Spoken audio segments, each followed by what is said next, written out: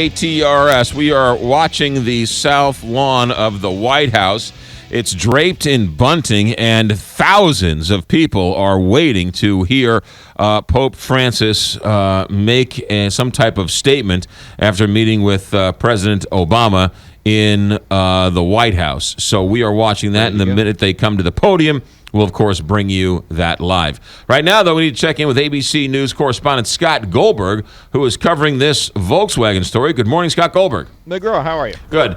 This one is really, really bad. How did it start, and where are we now? Well, it started with Volkswagen trying to sell diesel cars that actually released more pollutants than would be allowed in Europe and in Europe and in the U.S. So what they did is they put this this software in the car that would recognize when it was in a test environment as opposed to being on the road when the wheels are turning and the steering wheel's moving. And in that environment, the software reduced the amount of emissions coming out of the tailpipe. And they are now saying 11 million cars were impacted like this. Revealing the scandal has caused Volkswagen's stock to plummet. The company lost about $27 billion worth of its value. And now the CEO is arguing that he should keep his job, that someone else is responsible for this. So these cars that were sold were really much more, in terms of emissions, were filling the air with much more dirty air than they were led to believe. Yeah, with pollutants, and it's nitrogen oxide, so it's not the kind of carbon emissions that you might think of, greenhouse gases, but these are pollutants that can contribute to respiratory problems.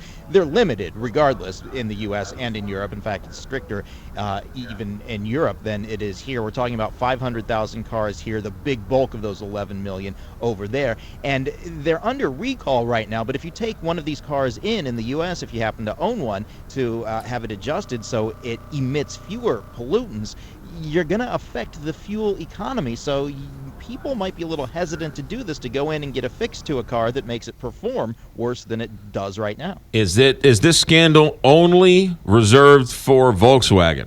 Well, Volkswagen and one model, the Audi A3, that is made by Volkswagen, but as far as we know right now, it's Volkswagen that was tinkering with these emission tests. And this all came from California because they just randomly tested these cars?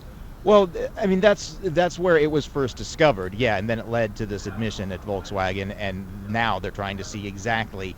This is a company that has been famous, if not notorious, for centralizing decisions, and the highest level executives are typically in on this because they're micromanagers and have built Volkswagen into the largest selling automaker in the world. So, I mean, the potential impact is huge, but that's how it discovered, and now it has really snowballed. And the financial impact, too. I can't imagine how much this is going to cost. Well, yeah, and I mean, they've set aside $6.5 or $7 billion to fix the problem, but that doesn't include fines that it might get that could reach $18 billion from the U.S. alone. And then you've already seen, like I mentioned, the stock value taking this huge hit. So financially, it's going to be enormous. And there are even concerns now that this could have a negative impact on Germany's economy because the company is so big. And Germany is essentially holding up the Eurozone right now. So this is the sort of thing where if it does get out of control, there could be real global implications. Anyone talking about Volkswagen not being able to survive this scandal? I haven't heard that yet, but certainly it would seem like cleaning house as far as management goes would be the next order of business. And then whether sales can recover or not is going to have a lot to do with that. I mean, look at General Motors. A lot of people were writing off General Motors a few years ago, and they've rebounded nicely since the restructuring. So something like this won't necessarily knock out a big automaker, but could knock them down a few notches. What about now? Are all the cars are halted, right? You can't buy these VW cars now? Yeah, not in the U.S. They've all sales have been halted. There might be some still in showrooms in Europe, but you can't buy them anymore over here. Really interesting stuff. Scott Goldberg, ABC News correspondent. Thanks for checking in. Thanks, guys.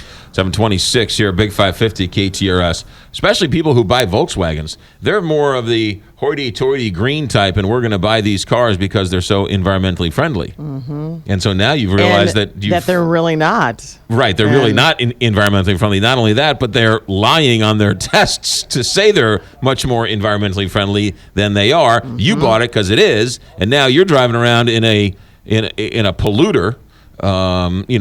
Your car is much more damaging to the environment than my car is, and you were trying to do better. So they've really upset a lot of people along the way in all of this. It'd be interesting if the CEO will keep his job. Yeah.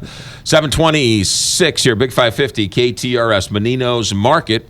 Went in there yesterday and got my